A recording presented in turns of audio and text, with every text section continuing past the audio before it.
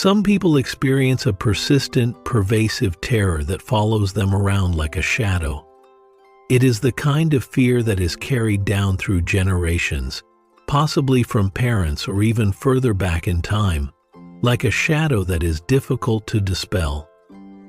In spite of the fact that there is a greater understanding of this fear, it does not appear to diminish for some people.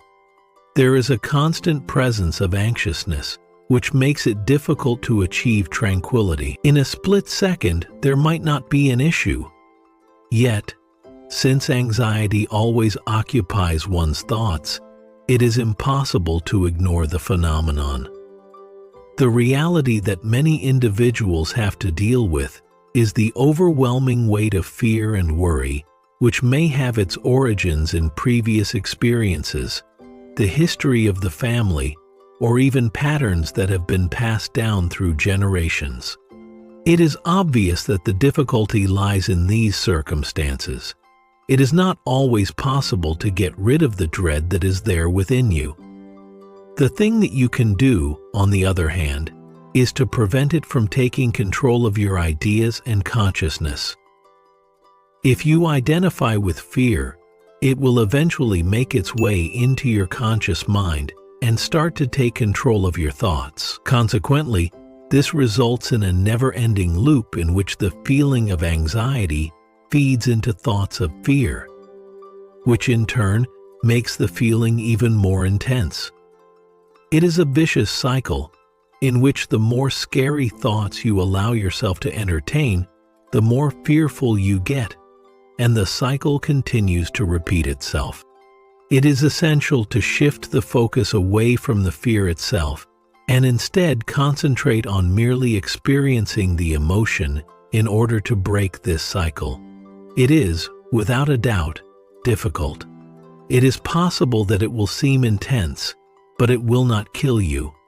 Dissociation or avoidance may be a means of escape for a child who appears to be struggling with this issue. When you are an adult, however, fear will not be able to harm you unless you allow it to take over your thinking. The dread itself is nothing more than a feeling. If you give it the opportunity to pass, it will. In order to break free from this pattern, you must first give yourself permission to experience fear, but you must do so without associating with it. The fear should be brought to your attention, and you should realize that this discomfort is not something you should want to escape.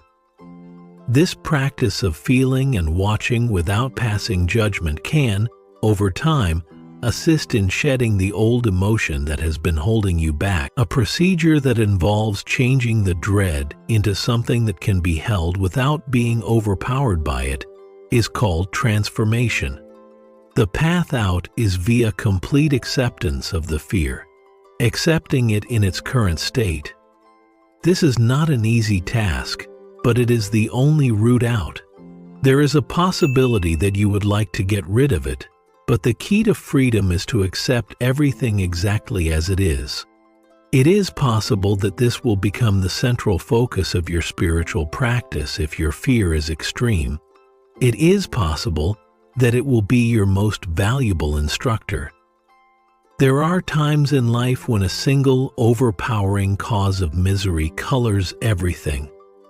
This could be a physical impairment, a terrible situation, or an emotion that feels like it is impossible to overcome. One item can give the impression that everything is defined by it, making it appear as though it is impossible to ever be joyous or free. However, if you are willing to give up control over that one thing, accept it as it is, and make it a part of your ongoing spiritual practice, you will not require anything else. Eventually, that very thing will bring about a change in you. Give up is the key to success. When you give in to the difficulty, the suffering, and the fear, it loses its power to dominate you and will no longer have any influence over you. It is instead the vehicle through which growth and transformation are brought about. Over the course of time, you will reach a point where you are genuinely thankful for having gone through that hardship. since it will become your most significant spiritual teacher.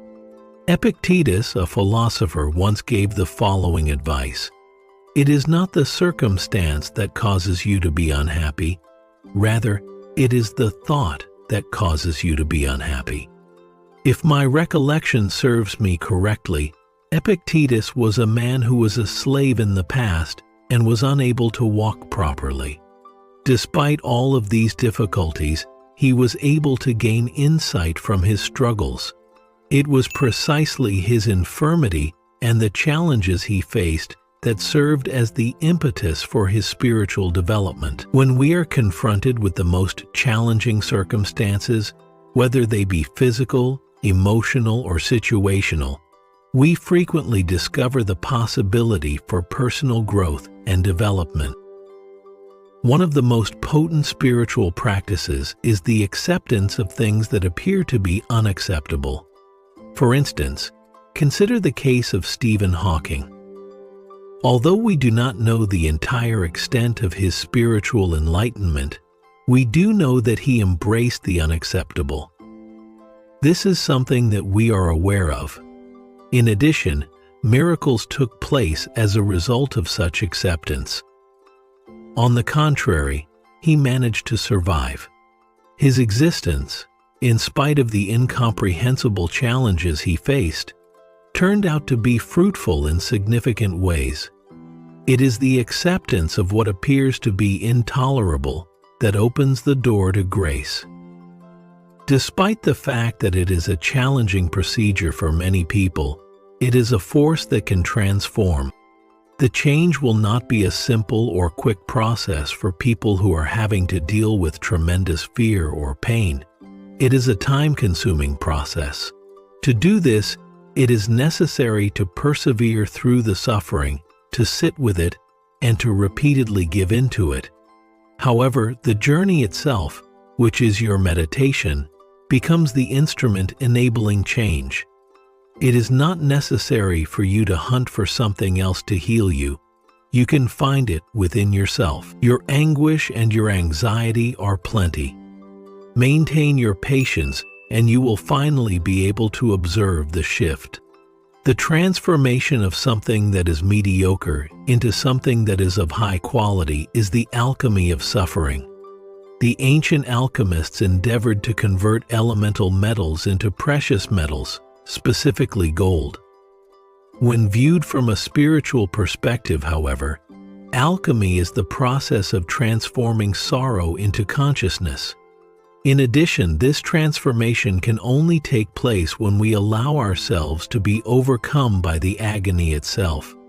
Holy men and women have been known to engage in extensive types of self-inflicted pain in order to achieve enlightenment in certain religious traditions, notably those that are prevalent in India. Some people spend their entire lives standing on one leg. Some sleep on mattresses made of nails, while yet others put themselves through the most difficult conditions possible. The purpose of this is to intentionally accept suffering in the hopes that it may result in a change in one's state of mind. Despite the fact that I would not encourage taking this technique, the idea remains the same. Each and every one of life's tests and difficulties provides you with precisely what you require for your spiritual development. It is sufficient that you are going through what you are right now, in excess of what is required. Subscribing to this channel would be a great idea if you want to keep exploring on topics about being conscious, living in the present moment, or anything related to that. Reply with the word "now" in the comments when this message made sense to you, and if you want to continue growing in the future. Also, consider giving this video a like or share with someone who might benefit from a gentle reminder to slow down in life and be more awake.